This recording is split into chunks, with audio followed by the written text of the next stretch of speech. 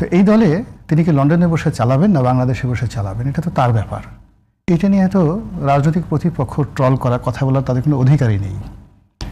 তিনি কিভাবে আসবেন, তার দল ভালো মন্দ হবে না না হবে কেবলমাত্র তার দলে যারা সংশ্লিষ্ট নেতৃবৃন্দ রয়েছেন তারা আক্ষেপ করতে পারেন।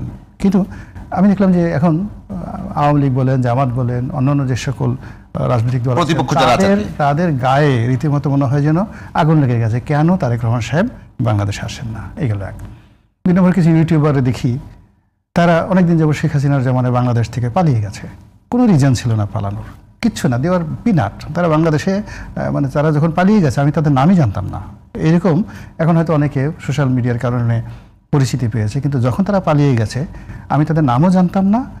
আর পালিয়ে তারা কোথায় গেছে, কি গেছে, যে বছর 2 হলো ইউটিউবের কল্যাণে আমি তাদের অনেকের নাম ঠাম জানি। এখন এই সমস্ত লোক তাদের বাবা মা আজকে এতদিন যাবৎ বাংলাদেশে আছে, তারা কেউ বাবা মাকে দেখতে আসেন না, কেউ করছেন না শেখ হাসিনার ভয়ে। এখন তাদের মধ্যে দরদ উতলে পড়ছে। এটা কি ধরনের কথা? বেগম যে এত অসুস্থ, তারেক রহমান সাহেব এখন তার মাকে দেখতে যাচ্ছেন না। এই জিনিসগুলো না মুনাফিকি, মানে অতি উৎসাহী একটা ভাব দেখতে পাচ্ছি। মানে যে জিনিসগুলো যে তুমি নিজে দেশের বাইরে পালিয়ে আছো, তোমার মা অসুস্থ এবং তুমি ওখানে যে অপকর্ম করছো, এই অপকর্ম করার ফলে কি হচ্ছে, তোমার মা বৃদ্ধ, সেই বাড়িতে ঢিল ছুটছে মানুষ। এখন সেই লোক যদি তারেক জিয়াকে সাজেশন দেয়, যেখানে বিএনপির যারা লক্ষ লক্ষ নেতাকর্মী আছে, আমার কাছে মনে হচ্ছে না যে এই লক্ষ লক্ষ নেতাকর্মী আছেন যারা তারেক রহমান সাহেবের সেই বেগম জিয়াকে কোনো অংশে কম ভালোবাসেন।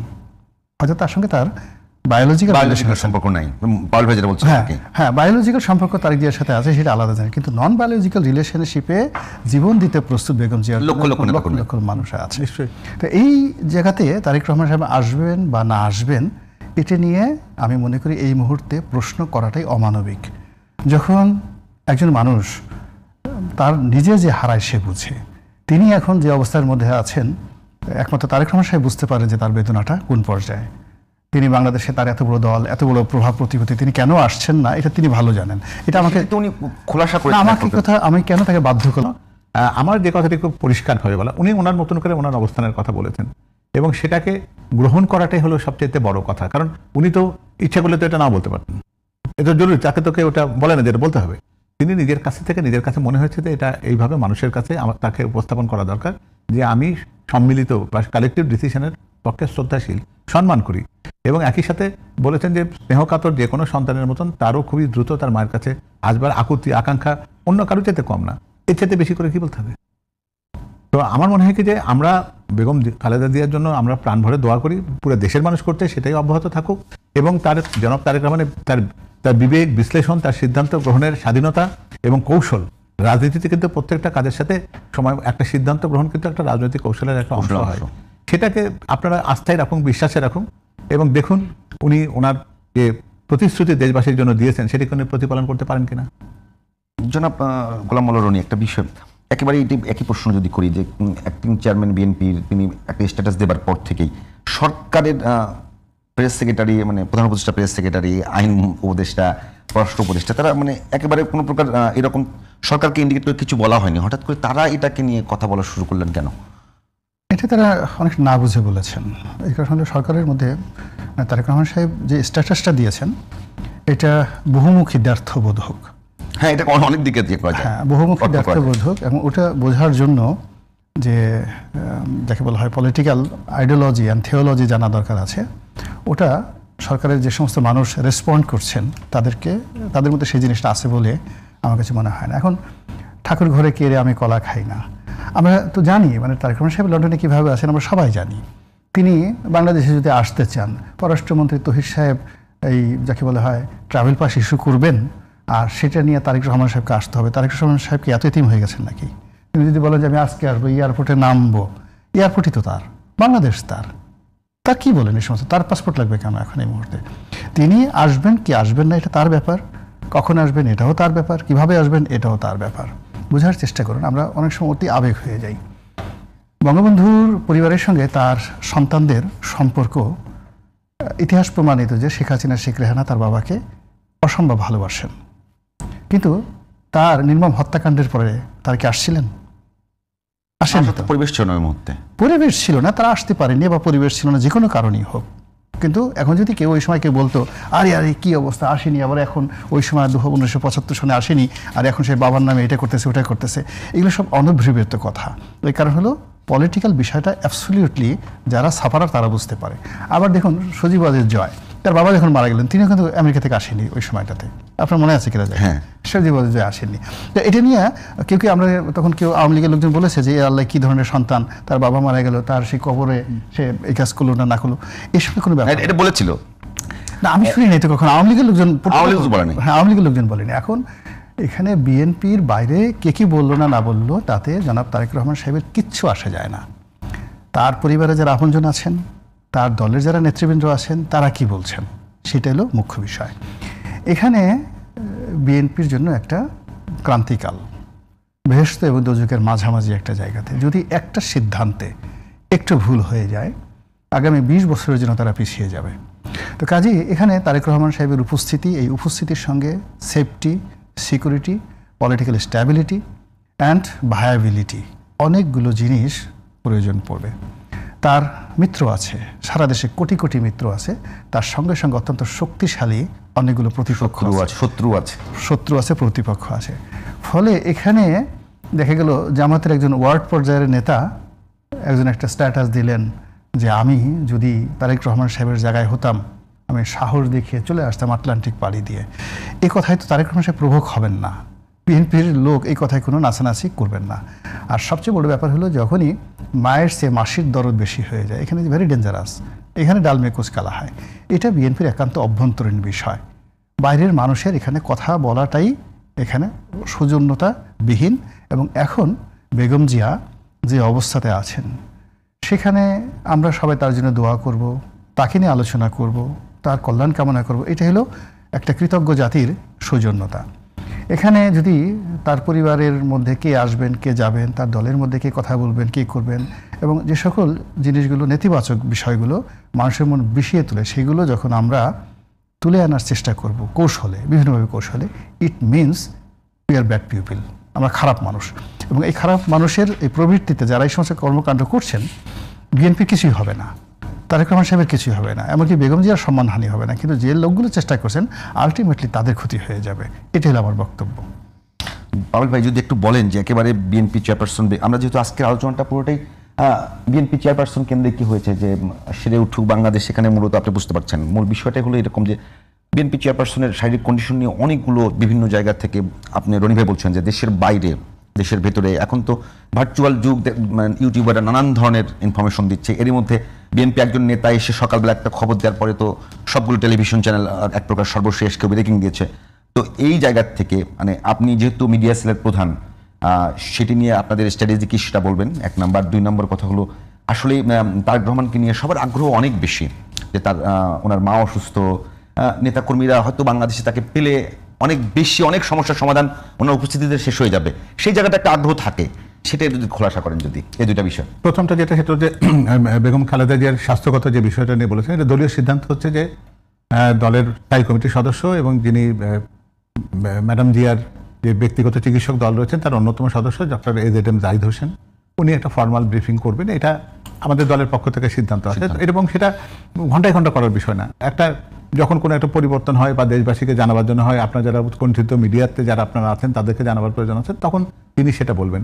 এবং সেখান থেকে হঠাৎ করে কেউ যদি নিত্য নতুন যে কেউ দেখতে গেল, দেখে এসে তার সামনে কেউ একটা আপনার মাইক্রোফোনের একটা বুম ধরলেন, উনি 2টা কথা বলে দিলেন। উনি চিকিৎসার সাথে তার সম্পর্ক নেই, ম্যাডামকে উনি দেখতেও পাননি, এমনকি ম্যাডাম যে জায়গায় আছে তার 100 গজের মধ্যে উনি যেতেও পারেননি, কিন্তু উনি বেরিয়ে এসে এমন একটা জায়গায় ভাব দেখালেন যে উনি অনেক কিছু বোঝেন, জানিয়ে দিলেন।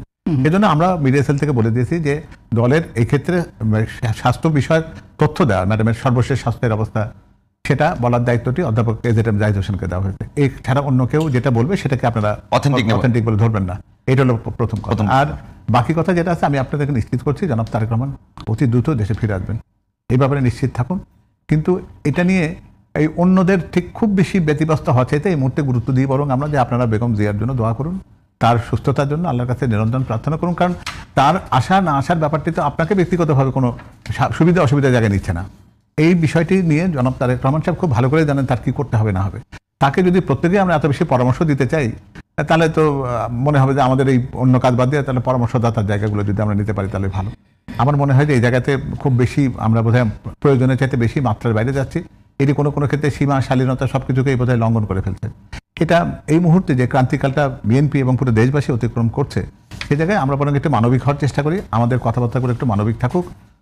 এই জায়গাতেও যদি আমরা সেই সোশ্যাল মিডিয়ার ট্রলের মধ্যে দিয়ে এখানেও আমার লাইক শেয়ার বা আমার কতটা ভিউ হলো এটার দিকে যদি এখানেও যদি আমি সেই কাজটা করতে চাই, তাহলে বোধহয় আমরা নিজেদেরকে খুব একটা মানবিক মানুষ হিসেবে বোধহয় প্রতিষ্ঠিত করতে পারবো। সার্বিক বিষয় নিয়ে যে এখন আজকে হঠাৎ করে এই অবস্থাতে নির্বাচন কমিশনের পক্ষ থেকে একটা নির্বাচন কমিশন সচিব ব্রিফ করে বলেছেন যে অ্যাক্টিং চেয়ারম্যান এখন পর্যন্ত ভোটার তালিকায় নাম নিবন্ধন করেন নাই।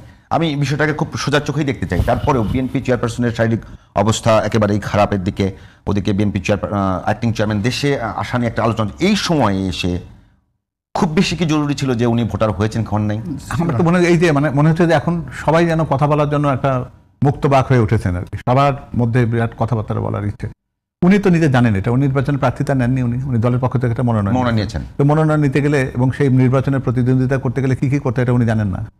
এটা কি ওনাকে বলতে বলেছে যে এরকম ওনার আছে, ওনার স্ট্যাটাসটা কি এটা বলা দরকার আছে?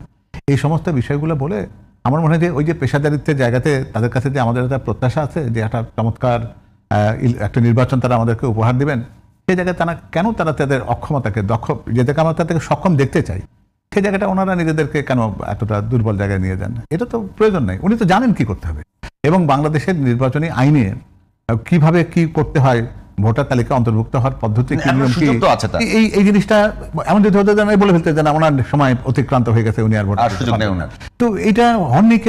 ওনাকে কেউ বলতে বলেছে নাকি? এখানে আপনি কি কোনো একটা জিনিসের ঘোষণা দিয়ে মাঝপথে কোনো একটা বলবেন দেখেন আপনি কিন্তু এখনো কিন্তু করেন নাই, এটা তো বলার বিষয় না। আপনি ঘোষণা দিয়েছেন, পদ্ধতি জানা যাচ্ছে, নির্বাচনী আইনের কথা দেশের লোক জানে, উনি জানেন, তাকে তো এই পরামর্শ দেওয়ার প্রয়োজন হবে। এটা কাকে জানালেন? এই বার্তাটা উনি কাকে দিলেন? এবং এটাও তো মনে করেন ব্যক্তিগত তথ্য, তাই না? আপনি বাংলাদেশের নির্বাচনের ক্ষেত্রে আপনার ভোটার তালিকাতে অন্তর্ভুক্ত আছেন কি না আছেন, এটা তো আপনার ব্যক্তিগত একটা বিষয়। এটা প্রকাশ করা না করার দায়িত্ব তো ওনাকে কেউ দেয়নি। আর এটা এমনকি যে ওনার সে অযোগ্যতা তৈরি হয়েছে, উনি হতে পারবেন না, এরকম কি কোনো বিষয় আছে এখানে? রনি ভাই একটু এই বিষয়গুলো একেবারে বলবেন। আমি বারবারই যেটা বলছি যে সব পক্ষ কেমন যেন একটা তাক করেছে বিএনপির দিকে। আমি বলছি না যে বিএনপির পক্ষে কেউ থাকুক, নিরপেক্ষতার জায়গা থেকে একটা বড় রাজনৈতিক দল আমি যদি আজকে জামাতের দিকে কিংবা এনসিপির দিকে বা অন্য কোনো দলের দিকে এইভাবে দেখা যাচ্ছে যে এক প্রকার ইন্টেনশনালি সবকিছু হচ্ছে, তখন কিন্তু গণমাধ্যম হিসেবে আমরা সেই কথাগুলো বলবো। তো আপনার কাছে কি মনে হয় না যে পুরো বিষয়টা মিলিয়ে দেখবেন যে অ্যাক্টিং চেয়ারম্যানের দেশে ফেরার বিষয়ে আলোচনা, চেয়ারপারসনের অবস্থা খুবই খারাপ, সেই সময় প্রত্যেকে তাদের ভেতরের কথাগুলো বলা শুরু করে দিয়েছেন, যেটা এই মুহূর্তে খুব জরুরি নয়? আমরা দীর্ঘদিন যাবৎ কিছু মানুষ গত 1 বছর যাবৎ যেটা বলে আসছি যে সমাজের দৃশ্যত যে বিষয়গুলো দেখছি, নির্বাচন করার জন্য একটা তোড়জোড় চলছে, প্রার্থীরা মাঠে ঘুরে বেড়াচ্ছে, রাজনৈতিক দলগুলো মনোনয়ন দিচ্ছে, ইলেকশন কমিশন থেকে একেবারে নির্বাচন সুন্দরভাবে করা হবে এই ধরনের ডেইলি কথাবার্তা বলা হচ্ছে, পুলিশ লেফট রাইট করছে, বিজিবি তারাও লেফট রাইট করছে, কীভাবে ভোট করতে হবে সেই ধরনের মহড়া দেখছে। অ্যাজ ইট ইজ মনে হচ্ছে নির্বাচন একেবারে হবেই, কালকেই হবে, ইভেন টুমরো নির্বাচন করার জন্য তাদের প্রস্তুতি আছে। কিন্তু এরপরেও কিন্তু যারা রাজনৈতিক বিশ্লেষক তারা সেই প্রথম দিন থেকে বলে আসছে যে বিহাইন্ড দ্য সিনিয়রিও কয়েকটি পক্ষ আছে। সেখানে 1-11-তে যারা পরাজিত হয়েছিল, যারা -2 থিওরি, ওই সময় তো আসলে -2 থিওরিটা শুরু হয়েছিল বিএনপিকে দিয়ে, এবং সেকেন্ড ফেজে ওরা সেটাকে আওয়ামী লীগকে ইনক্লুড করে নেয়, সেটা অন্য ভিন্ন একটা প্রসঙ্গ। কিন্তু প্রথম যেটা ছিল রাজনীতি থেকে বিএনপিকে মাইনাস করো, এরপর বিএনপিটা মাইনাস করতে গিয়ে দেখা যাচ্ছে যে বিএনপিকে মাইনাস করলে লোকজন কী বলবে, তার চেয়ে বরং -2 আওয়ামী লীগকে ইনক্লুড করে। আওয়ামী লীগ কিন্তু শেখ হাসিনা উনি যত আনন্দ করে গণভবনে গিয়েছিলেন তাতে -2 হবে এটা আওয়ামী লীগ কখনো কল্পনা করতে পারেনি। পরবর্তীতে দেখা গেল আন্দোলন, পরবর্তীতে যারা কুশীলব তারা চিন্তা করলেন যে একটা লাজ লজ্জা বলে জিনিস আছে, তো লোকজন বলবে এটা কি, এসে বরং একবার -2ই করে ফেলি আর কি। এই মূলত খেলতে খেলতে কিন্তু তারা -2 এর মধ্যে গেছে। এখন -1 যদি হতো তাহলে হয়তো তারা বেশি সফল হতো। এ কারণ হলো একটা শক্তিশালী রাজনৈতিক পক্ষ হাতে থাকা লাগে। শক্তিশালী রাজনৈতিক পক্ষ হাতে থাকলে প্রতিপক্ষকে দমন করা সহজ হয়। তো 111-এর কুশীলবরা কি করেছে, দুটো বৃহৎ শক্তিকে তারা পাঠিয়ে দিয়ে বিএনপির মধ্যে যাদেরকে সংস্কারবাদী বানিয়েছে, আওয়ামী লীগের মধ্যে যাদেরকে সংস্কারবাদী বানিয়েছেন, বা ফেরদৌস আহমেদ কুরেশির মতো মানুষ যাদেরকে দিয়ে নতুন কিংস পার্টি করতে দেওয়া হয়েছে, যদিও ওই প্রেক্ষাপটের সাথে এখনকার পরিস্থিতি 100 গুণ দুর্বল, যদি আপনি সেই 111-এর কিন্তু আমার কাছে কিন্তু মনে হয় যে মানে আগের লোকগুলোর অনেকেই এখন পর্যন্ত স্টিল আছেন। না, সেটা আছেন, তারা তো বুড়ো হয়ে গেছেন, তাদের সে শক্তি নাই, তার আগে সে দুর্বল হয়ে গেছেন না। আপনার 2006 সনে যে লোকটির বয়স 70 বছর, এখন তার বয়স কত বছর? তার বয়স আরও 90 বছর হয়ে গেছে। এই বুড়ো মানুষ কী করবে? তার হাত কেন পাতে ব্যথা।